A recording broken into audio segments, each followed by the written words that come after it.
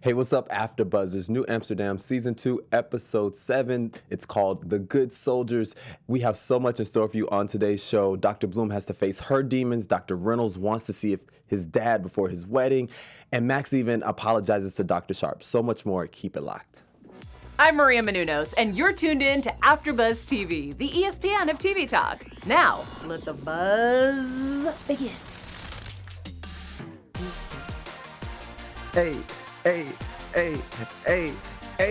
hey, y'all. Welcome to the after show for New Amsterdam. I am your man, Tyler Tyson. This is episode 7, The Good Soldiers. We have so much in store for you on today's show. I mean, we also have our news and entertainment and a special segment. All of that is coming up a little bit later on in the show. But first, I just want to give you my overall thoughts. And I just thought that this episode was phenomenal. I thought that it was a quick episode. I don't know if I'm the only one, but it seemed like we got through this episode pretty quickly. But there was so much that took place. There was a lawsuit that came up, in the middle of the episode. A child almost got reunited with their father, which was kind of a beautiful moment. And then there are a bunch of soldiers that have PTSD, and we will break all of that down a little bit later. But first, let's jump into our very, very first topic. And that is that there was a young girl named Kayla. Her mom brought her in. She looked like she had been playing soccer based on what she had on, and she was suffering from what seemed to be just like a spell. And come to find out, Dr. Reynolds said that she needed immediate heart surgery. And then come to find out from there, it turns out that the child had leukemia. Well, for those, I've never had, obviously never had leukemia, but my great-grandfather did, and he never got a blood transfusion. Thus, unfortunately, he passed away from it. But she needed a blood marrow transplant. They reached out to her father. Father was not in her life at all. And I really think that there's something more there. I don't know why the story didn't delve a little bit deeper into that, because it seemed like they were about to, and they just pulled away. I don't know if I'm the only one that noticed that, but it seemed like they were about to go into the real story, because it also kind of seems like the mother didn't want the father in her child's life. Like, it just seems like there's so much more there to that story. But nonetheless, the father came in. Dr. Reynolds called him because the mother was afraid to, because she was on like a pride kick, and she was like, I've never been one to ask a man for anything. And so Dr. Reynolds reached out to the man. He came in, he donated his blood marrow, and then he disappeared. He didn't stick around. He did see his daughter from like across the hospital, and she was, asleep at the time. And he mentioned that he hadn't seen her in like 12 years. But he still just left. Like, after he gave his what they call donation, which is his blood marrow, he left. He didn't stay around. He didn't, say anything. And Kayla even said when she woke up, she wanted to know who the donor was. She's like, I just want to meet him. But they, of course, told her that the donor wanted to stay anonymous. So unfortunately, that never happened. But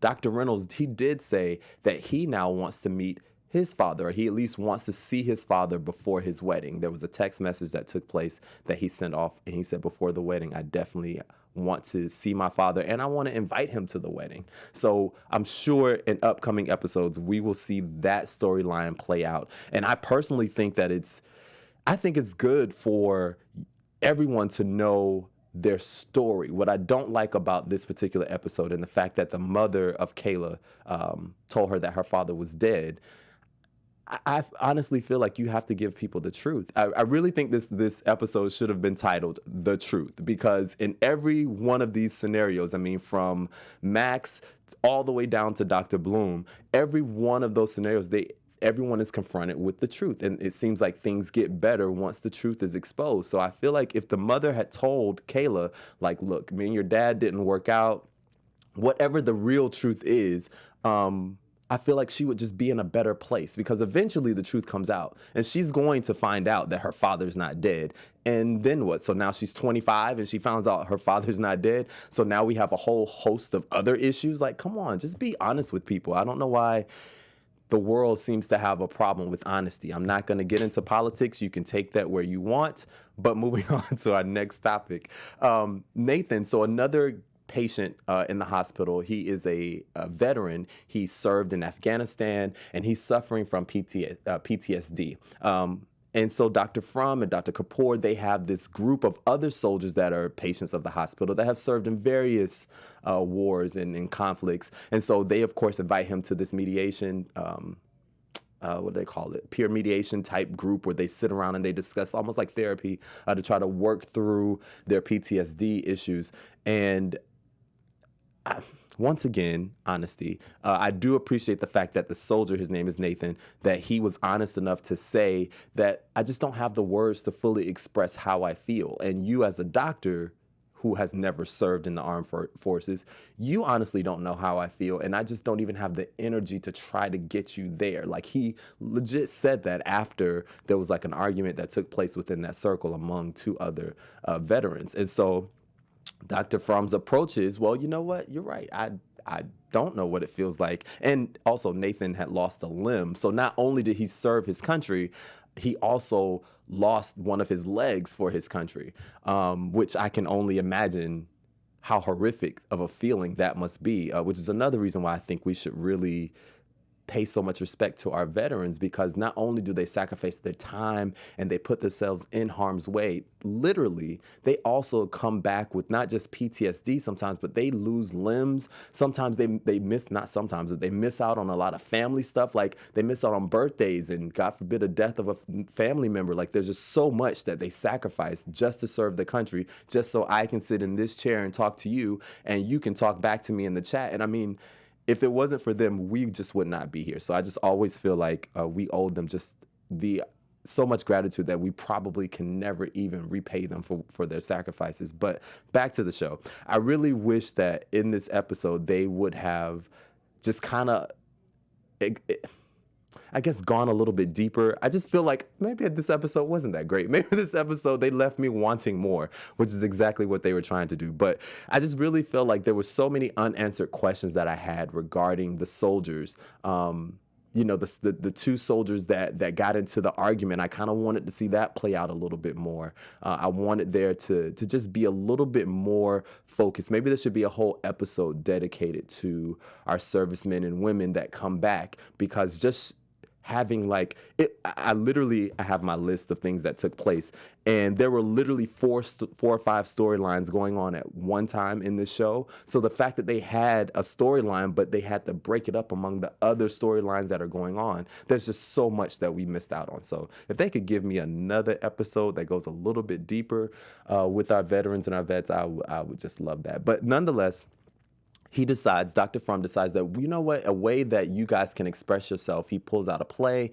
and it's a play about soldiers that are at different stages. So some have come back from war, some have betrayed, their servicemen that they were serving with, others have lost limbs, and so he assigns everyone a part in the play. The two soldiers that were arguing, he assigns them the opposite role. So they're not playing themselves, they're actually playing the roles of the people that they were just arguing with. But Nathan, he gives him the role of the serviceman that did lose his leg, or at least one of his body parts in the play. And so Nathan is reluctant to do it. Dr. Kapoor ends up stepping in, and Dr. Kapoor, who we didn't know until today, actually served in, I believe it was the 4th Infantry in the Indian Army from India, and which is actually where he's from in real life. And he just puts that out there. So he says that he will step up and take Nathan's place, because Nathan is just terrified to perform this play in front of people. And it's not just in front of a random audience. They are performing this in front of an audience of people at the hospital, also including the doctors, also including friends and family. So Dr. Kapoor steps up. He does a phenomenal job. I mean, he's just an all-around great actor in real life anyway, but he does a great job. And it's just a really, really touching and beautiful moment. You can see the two soldiers that were arguing, they understand each other a little bit better. All of their family is proud. I mean, it was just one of those moments. I didn't cry, but I'm sure maybe someone that served in the service probably shed a tear or two, but it was just a beautiful moment. So I really did appreciate that. And something else that I appreciate is you guys. I appreciate you guys checking us out. And I would love for you to take this time, if you're watching us on YouTube, go ahead and subscribe to our YouTube channel here at AfterBuzz. continue to help make us the ESPN of TV talk, which you already do. But, we need you to keep tuning in. Also, with our podcast on iTunes, you can give us 5 stars. Please, we're begging you for stars. I mean, we're not going to take clothes off for the stars, but we do want you to give us 5 stars and just comment in all of our chats and let us know what you think so that we can continue to bring you quality programming and we can continue to lead the charge and be the ESPN of TV talk. Speaking of which, we have a commenter in the chat. Emmy is here. Yay. She says, I think Max will break down if they try to clean the blood from his floor. I agree. Hey, what's up, Amy? You are a faithful watcher. Thank you for tuning in again. I agree with you. I do believe that Max eventually will have a breakdown. I called it last week, and I said he's going to have a breakdown. I still believe he will. I'm also going to touch on how the episode ended. Well, actually, let's go ahead and touch on that now. At the end of the episode, pause. I got excited. Let's take it back a little bit. The end of the episode last week, remember, Max asked Dr. Sharp for help. She had volunteered to help him, and he said that he would allow her to help him. She ended up sending a cleaning crew over, and last week's episode, it ended with his closing the door on the cleaning crew's face because he just could not have them come in and help him clean. He just couldn't do it. So at the top of this week's episode, he's apologizing to Dr. Sharp. Dr. Sharp is trying to understand, why would you tell me you want my help and then you reject the people that I send? And he basically lied and said that he doesn't want strangers in his home. And so at the end of this episode, all of the doctors, Bloom, Reynolds, Kapoor, Fromm, Sharp, everyone shows up at his door and they're like, hey, you said you didn't want strangers. Well, we're here to help. Georgia which is his wife, makes another appearance in this episode. And she, as the ghost, tells him it's okay to let people in. And they go in and they, I assume, proceed to clean because that's where the show ended. So we'll see, I'm sure, next week where, how far they got. But I agree with you, Amy. I think he is going to have a breakdown at some point. It's just a matter of how bad of a breakdown is he going to have. So we will both be watching for that. Another thing that I wanted to talk about is Dr. Bloom. So Dr. Bloom I think she has one of the most interesting storylines of everyone because she's this phenomenal doctor, but she is going through a rough road to sobriety. She so far has been doing a good job. Remember, she did have a surgery on her foot and she rejected the painkillers because she didn't even want to tempt herself with going down the road of relapse. But now she has to have another surgery on the same foot. And she's like, okay, this is a surgery that she's been wanting, by the way. And so she's excited about it. And she has already told the surgeon, yeah, I don't need the pain meds. I'm good. And he's like, nah, this time it's not an option. The pain is going to be really severe. And there's no way you're going to be able to undergo this surgery and not take the pain medicine because if the pain is going to be so severe that if you aren't where you need to be, it's possible that you will just forever have a disability, essentially. So you need the painkillers to kill the pain so that you can do the therapy, basically, is what he was getting at. And Dr. Sharp stepped up to the plate and told her, look, I'm your friend. I would love to be the person that administers your pain medicine, and I'll make sure that you don't take too much and that you don't abuse and all of that. And I thought it was very interesting that Dr. Bloom is at a place in her sobriety where she knows who she can and cannot take advantage of. Well, twofold. She knows who she can and cannot take advantage of, but then I also think a part of her just wants to be connected to Dr. Parsons in some type of way anyway. So she went to Dr. Parsons, who was her physical therapist, and she asked him if he would be the person that administers her pain medication. She pretty much told him everything that's going on. She has to take it, but she needs someone that's basically going to give her hell, someone that she can't manipulate, someone that she can't talk her way out of, no matter how much she cries or whines or whatever, that is going to call her bluff every single time. And he was like, yeah, yes, you're crazy, and yes, I will be that guy. So that is going to be a very interesting relationship and dynamic of their relationship. And I'm jumping ahead of myself, and I'm just going to call it now because I have to say it while it's on my mind. I think one of my predictions for her storyline is I do think that Dr. Bloom and Parsons, they're just going to get closer as a result of his being the one that administers this medicine. And I think that I see wedding bells. I think I'm going to go ahead and say that. I think they're going to get really serious, more so than they are now, more so than just a hookup, probably more so than just like a little fling. I think that they will either, if they don't get married, they will at least have a serious relationship for a while. So I'm looking forward to seeing that develop as well. So that's just a quick rundown. Like I said, this episode seemed like it went by really fast. Everything went by pretty quickly. There was another really, really big topic situation that took place, and that was the patient Elizabeth, who had a piece of metal in her back, which was told to her that she was told that it's there because it's to help her keep her spine together so that she can sit up in her wheelchair. She also is a cancer survivor. So Dr. Sharp, they needed to go in to basically not remove it, but to adjust the metal plate. And they basically said that, after so many years, it had been 10 years since she had the surgery. After 10 years, sometimes the body just shifts, and they just needed to basically kind of do not a corrective surgery, but a maintenance surgery, for lack of a better word. Well, they go in, they're doing the surgery, and they remove the plate out, only to find out that it wasn't needed in the first place. They point out the fact that there's no scar tissue. And if the plate was needed, there would have to have been scar tissue.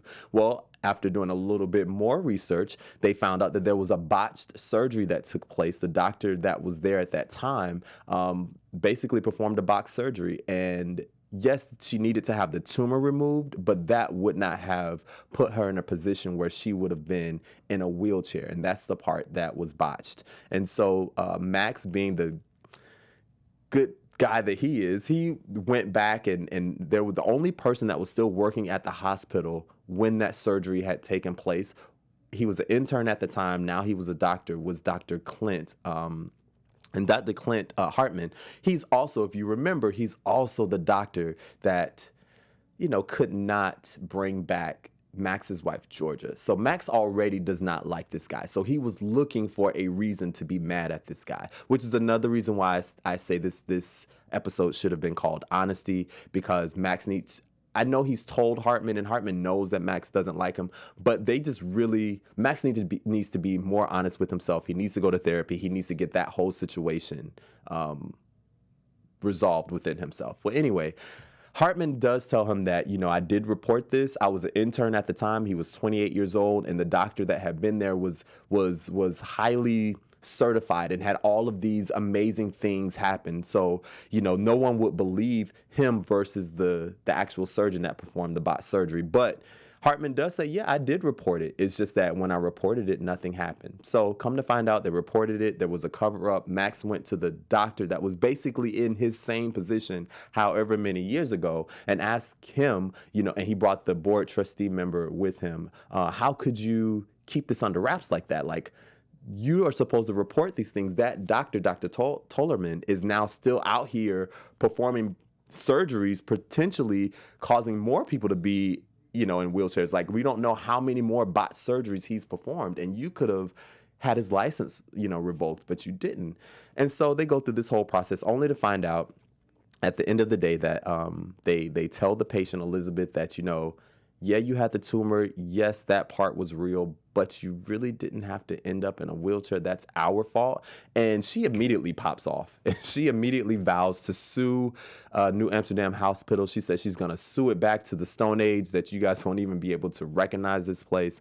The part that I did not like about that, and it's like I understand where Elizabeth is coming from. I can't imagine having a botched surgery. I've only had surgery maybe once in my life, and thank God it wasn't a botched one. But I can't imagine having a surgery and the doctors mess it up and then they cover it up. Like, I'm sure I would be enraged, but those doctors that are standing there in front of you right now, they're not the ones that did it. So it's like misguided anger. So I didn't like that. Especially since Elizabeth and Dr. Sharp had a really good working patient-client or doctor-patient relationship.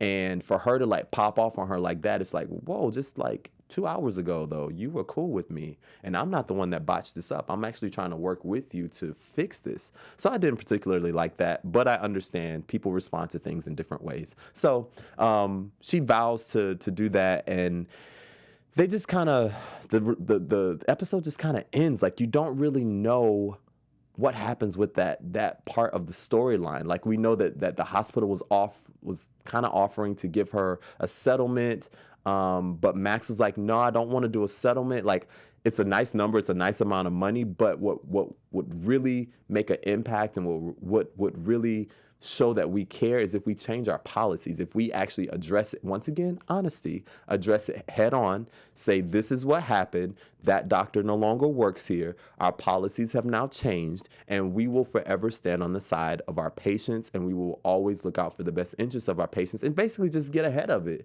And I thought that was probably the best thing to do. Once again, I always say honesty is the best policy, no matter what, whether it's a marriage, whether it's the doctor, whether you're a politician, whether you're a host, whatever you do, honesty is the best policy.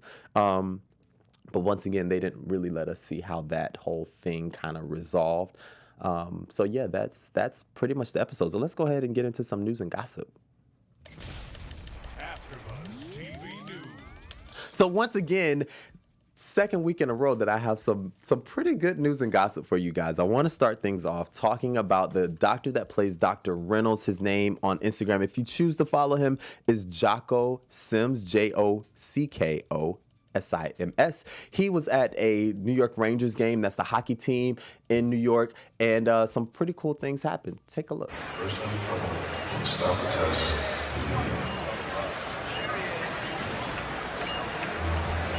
Target is 195 beats per minute.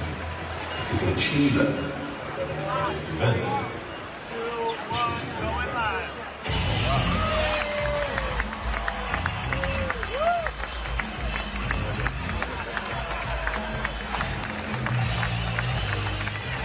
So that had to be a pretty cool moment. And the reason that I wanted to play that, not just is he being, celebrated at the New York Rangers game, but guess who was sitting behind him? None other than the Curtis, that is 50 Cent. 50 Cent is right behind him, and he was applauding him, and he even put in his caption, like, how cool is it that you have 50 Cent not just sitting behind you, but chopping it up with you and giving you a round of applause. So I thought that was pretty dope, and I had to bring that to you guys.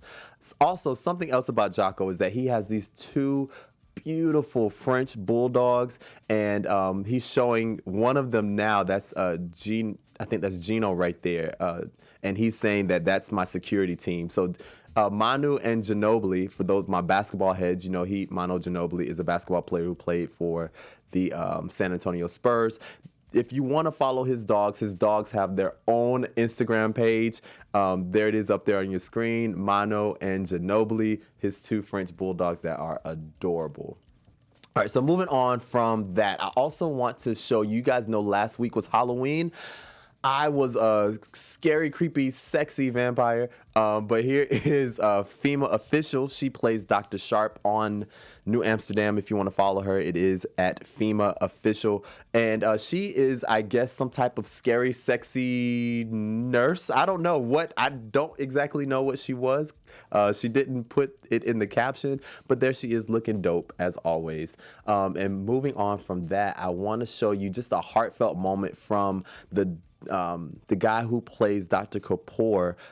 He is from Mumbai, India, and he basically wanted to do something special for some kids in India, and so he took them to an amazing restaurant and just gave them some first-class service, and I just thought it was pretty dope. So just take a look at this video.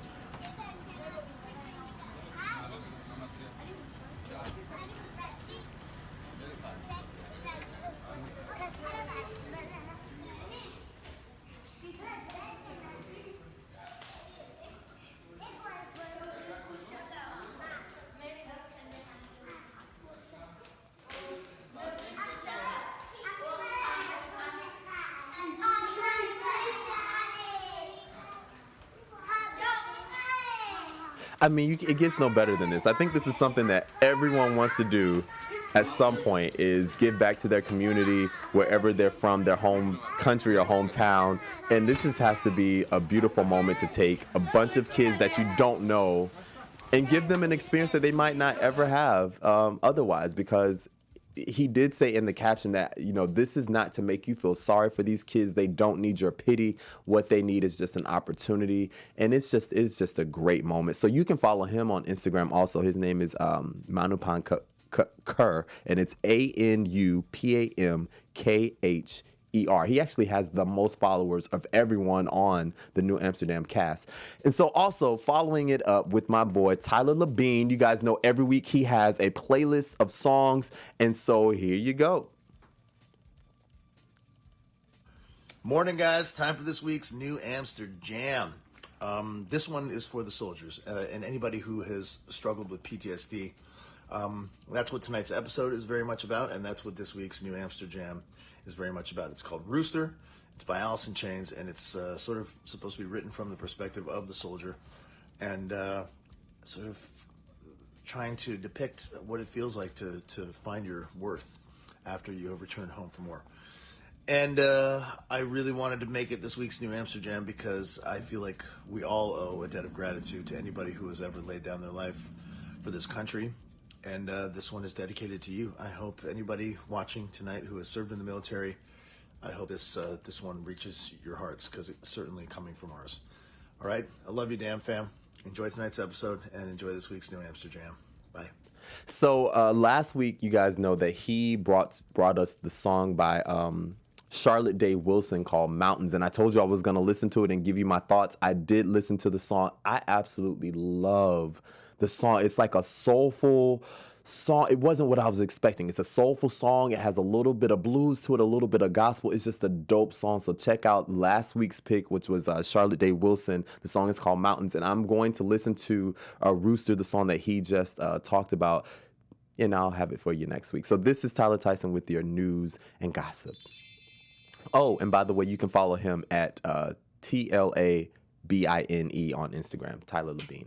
So now let's go ahead and get into our special segment. This is our health and wellness segment. Last week I talked to you about dehydration. This week I want to talk to you about something that I think is equally as important as water. We need water. I think I told you we should be drinking I feel like at least a glass of water an hour. I made sure that I did that today, and let me tell you, I've been making nonstop runs to the restroom, but nonetheless, something else that we need is sleep. We need so much rest that I know I don't get enough sleep, and I'm pretty sure a lot of you don't because we're busy, right? Well, come to find out, the amount of sleep that we need, it never really changes. It varies from person to person. And, some people say the older you get, the less sleep you need. None of that is really true. All of that is actually a myth. And basically, they say that you can actually know that we should get between 7 and 9 hours of sleep. Let's start there. And if you miss out on just 1 hour, so let's say you only get 5 or 6 hours of sleep and you're used to getting the 7 or 8, you notice the difference. According to helpguide.org, they said that you might not be noticeably sleepy during the day, but just losing 1 hour of sleep can affect your ability to think. It can affect your ability to respond quickly. It also compromises your cardiovascular health and energy balance and ability to fight off infections. So is how important sleep is for those of us that work out. And even if you don't, if you're on any journey, because I feel like we're all on a journey. My weight fluctuates. I'm sure most of yours does also. Whether you're trying to gain weight, lose weight, whatever, sleep is needed because when you work out, the recovery part happens when you sleep. What's going to allow you to hit the gym even harder the next day is that you have to allow your body and your muscles time to recover. And that really only happens when you're asleep. So if you're cutting yourself short on the amount of sleep that you get, you're not going to get the body that you want, whether you want to slim down or bulk up. So I just admonish everyone to get the amount of sleep that you need. And also there's this myth that, if I am only getting on average 4 to 5 hours of sleep during the week, but I can just sleep in like crazy on the weekend, that I can make up for it. No, all of that is a myth. Also, they say it would also affect your sleeping pattern overall because we have a sleep cycle. Our body gets used to a rhythm. And if you get to the point where you're only getting 4 or 5 hours of sleep during the week and now you try to make up on the weekend, that's going to throw your biological clock off. So I just want everyone, I know it's difficult, but you have to look out for yourselves, y'all. So make sure that you're staying hydrated, and make sure that you're getting enough rest. Take care of yourself so that you can take care of everyone else that you have to take care of in your family, all right? So, right? Thank you. I love that. So, I am Tyler Tyson. Thank you guys so much for tuning in and checking us out for New Amsterdam. Let me give you my predictions for the week if we still have time. Do we still have time for my predictions? AfterBuzz TV predictions. Thank you. Sorry, I know I'm jumping all over the place. But my prediction is, so I still think something is going to happen with this wedding. You guys saw at the end of this episode, Dr. Reynolds, he sent out a message saying that he wanted to invite his dad to the wedding. I still don't believe this wedding is going to take place. We did not see Evie at all on this episode. I have low-key been rooting for this whole marriage situation to fall apart in the first place. So I don't think that that's going to happen. Something else that was kind of interesting, they did not, once again, make mention of I almost called him by his real name, Tyler Labine's character, Dr. Frum. They did not mention the fact that he went to an adoption agency, the last episode without his husband. So we don't even know what the outcome was of that. And going back to what Amy said earlier, I do think that Dr. Max Goodwin is going to have a breakdown at some point. So those are like my three big predictions so far. And we also still have to see what's going on with Ella, who is carrying Dr. Kapoor's grandchild. So there's just so much still lingering out there. I just don't think this wedding is going to happen. I low-key don't want it to happen. But anyway, I will see y'all next week right here. You can follow me on all social media at The Tyler Tyson. Thank you so much for tuning in once again, and we'll see y'all next week. Our founder, Keven Undergaro, and me, Maria Menounos, would like to thank you for tuning in to AfterBuzz TV. Remember, we're not just the first, we're the biggest in the world, and we're the only destination for all your favorite TV shows. Whatever you crave, we've got it. So go to AfterBuzzTV.com and check out our lineup. Buzz you later. The views expressed herein are those of the hosts only and do not necessarily reflect the views of AfterBuzz TV or its owners or principal.